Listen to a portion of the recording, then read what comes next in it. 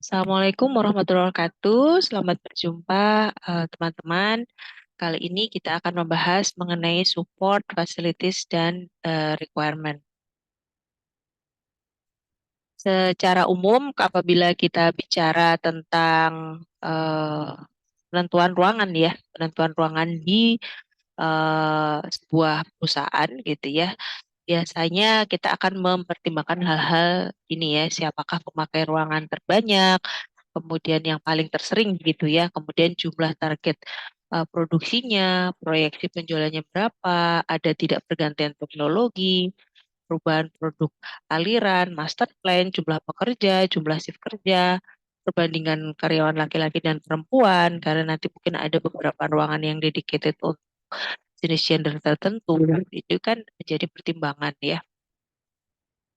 Apabila kalau kita lihat dari sisi produksi, tentu saja informasi-informasi terkait ukuran produk, sifat dan ukuran bahan bakunya, metode produksi, urutan proses produksi, metode kerjanya, berapa persentase defeknya, jumlah ukuran mesin, pola aliran barang, material handling, kebijakan persediaan bahan baku, itu semua juga akan menentukan eh, ketersediaan atau pengalokasian ruangan.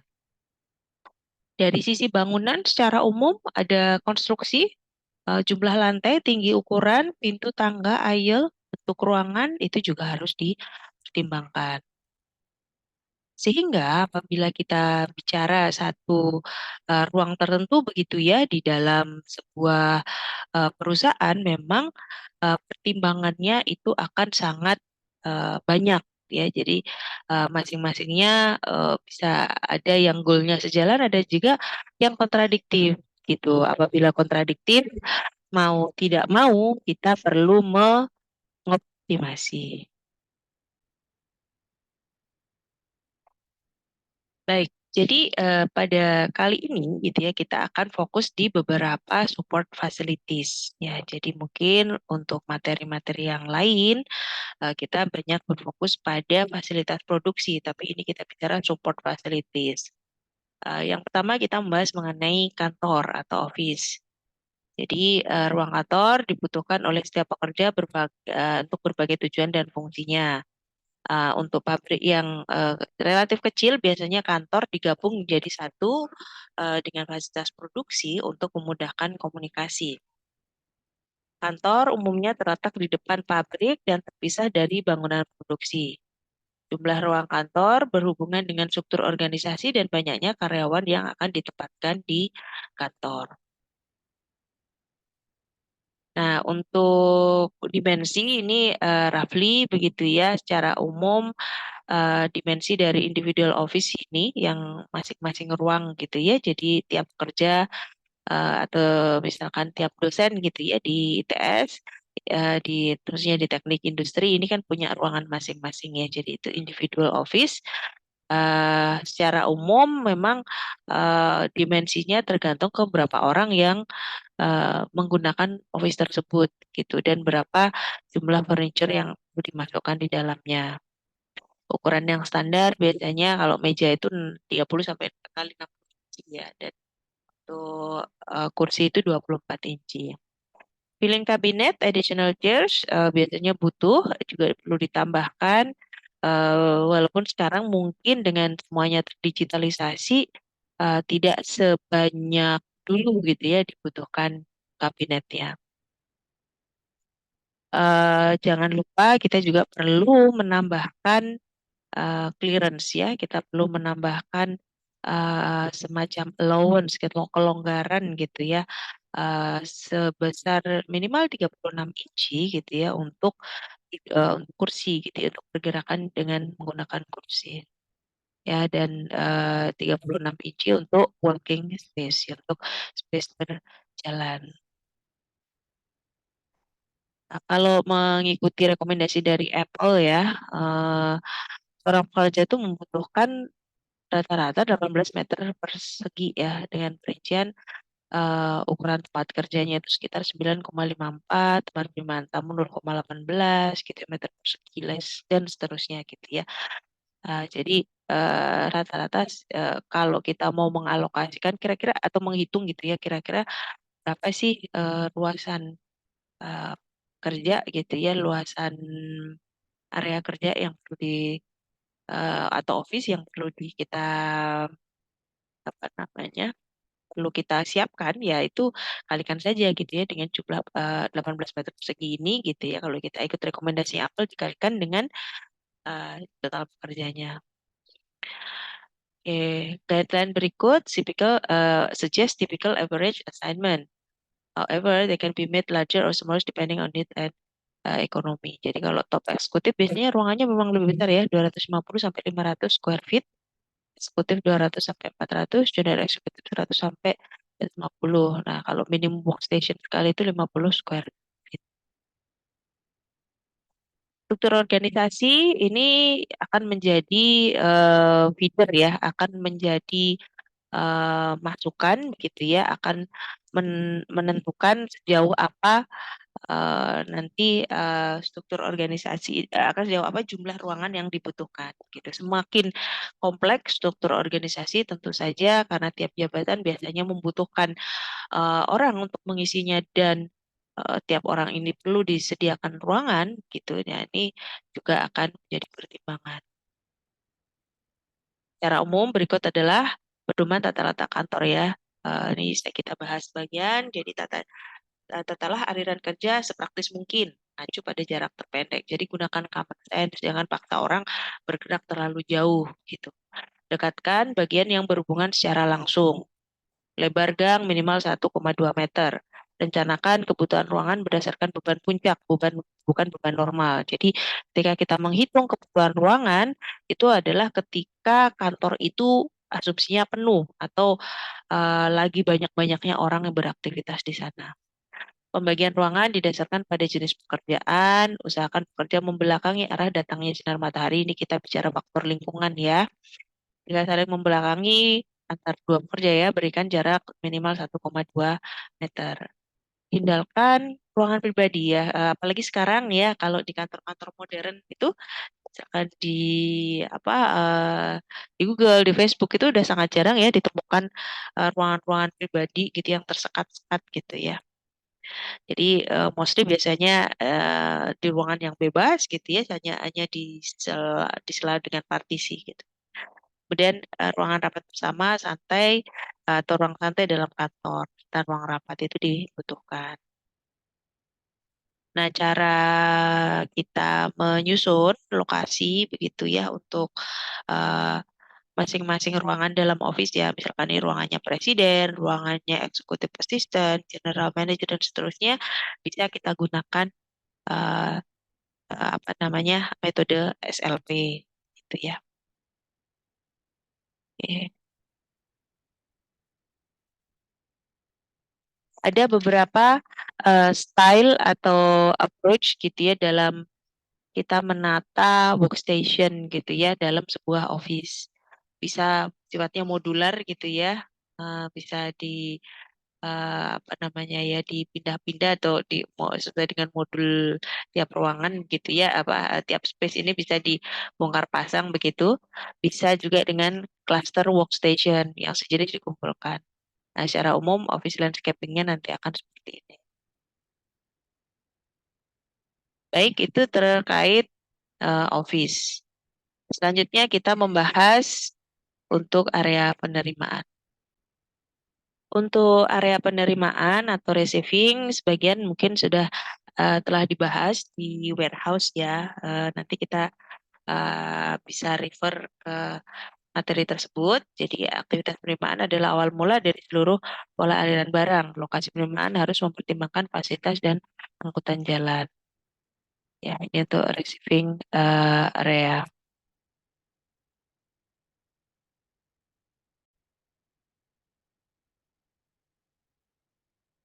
Iya, ada beberapa pertimbangan dalam perancangan ruang receiving ya. Jumlah terminal truk, panjang galangan berkisar 3,5 meter ya sampai 4,5. Lebar galangan, tinggi galangan, atap untuk galangan, perputaran kendaraan ya untuk manuver, pintu, pencahayaan, papan galangan dan jenis galangan. Apakah dia anjungan, tempel, drive-in gitu ya dan seterusnya. Untuk menembus bangunan artinya ketika memasukkan barang dia akan bisa masuk ke area warehouse gitu. Ya, ya ini ada beberapa ruangan yang diperlukan dalam aktivitas receiving. Ada area bongkar, jalan, galangan, ruang administrasi penerimaan, tempat pemeriksaan atau penempatan barang sementara, dan ruang personel.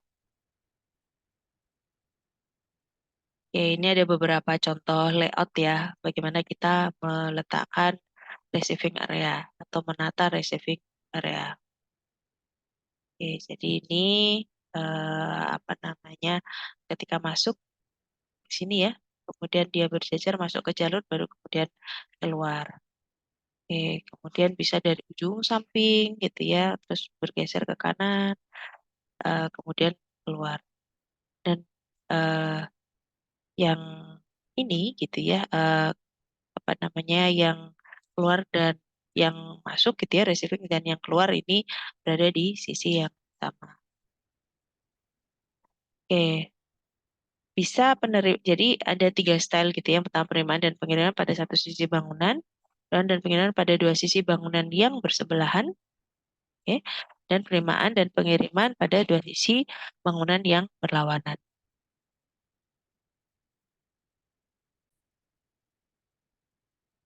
Oke. Nah, ini area pengiriman. Kegiatan pengiriman merupakan kebalikan dari penerimaan ya.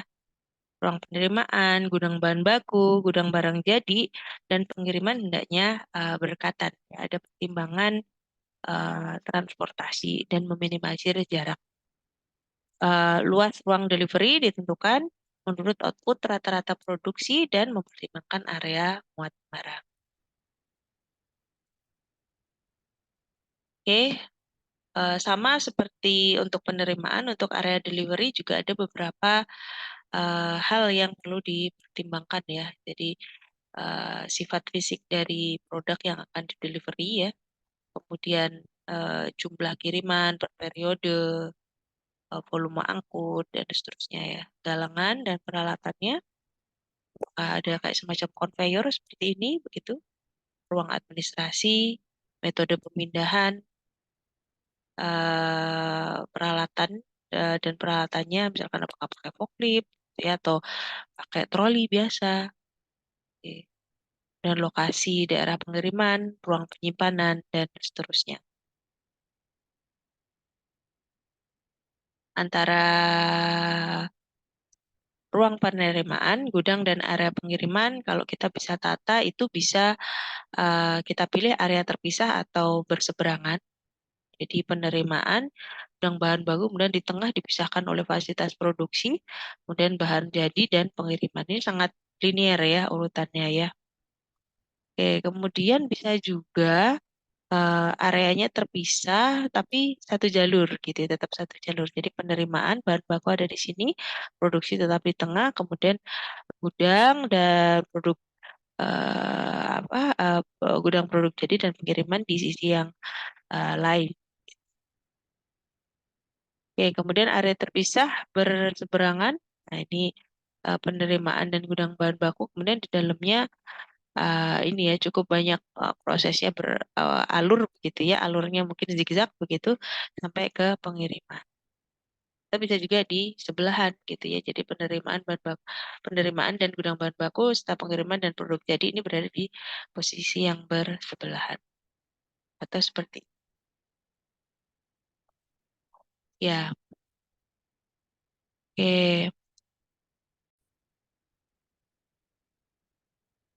Oke, selain gudang atau bahan baku dan bahan jadi, area penerimaan, area delivery juga kita perlu siapkan ruang perkakas atau ruang maintenance gitu. Nah, ruang ini untuk membuat, menyimpan dan memelihara perkakas, misalkan jig, mold gitu ya. Oke, beberapa pertimbangan dalam perancangan ruang perkakas. Yang pertama, penempatan rak perkakas terhadap mesin, apakah dia tersebar, maksudnya mendekati mesin atau dijadikan satu di satu ruangan yang terpisah. Rak perkakas dilengkapi dengan penerangan. Jangan lupa karena butuh untuk pekerjaan yang atau untuk misalkan kita selalu ingin mencari barang di rak perkakas itu untuk mudahnya perlu ada penerangan yang cukup. Rak perkakas juga dapat dijangkau dengan mudah, terdapat gang yang cukup lebar dan hindarkan jalan buntu. Setiap perkakas memiliki identitas dan tercatat serta cepat atau mudah didapatkan atau diperlukan. Jadi prinsip 5S diterapkan. Perkakas yang berat berada di bawah, bila frekuensi potongan tinggi letakkan di dekat loket pengambilan. Jadi biasanya by default yang berat taruh di bawah ya untuk safety. Kalau enggak nanti ketarik-tarik bisa menjatuhi gitu yang bawah. Yang sering dipakai taruh di loket pengambilan, di dekat loket pengambilan. Ini contoh spare part roomnya ya. Ada rak-rak yang sangat rapi gitu ya, Bang. Idealnya seperti ini. Tahu juga ini rak-rak untuk oli-oli maintenance begitu ya.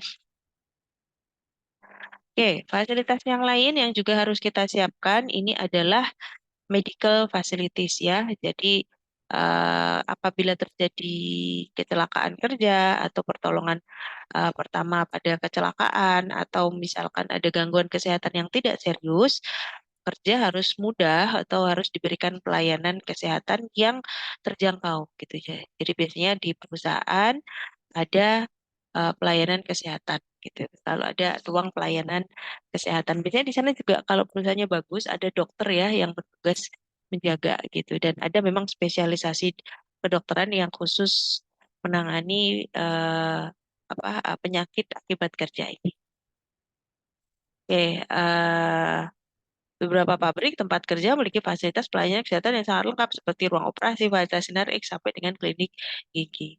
Contohnya banyak sekali untuk perusahaan-perusahaan BUMN ya, kayak rumah sakit RSPP ya, rumah sakit pusat Pertamina itu kan sederhananya gitu ya, mirip medical facilities bagi keseluruhan Pertamina gitu. Tapi kemudian masyarakat umum bisa mengaksesnya.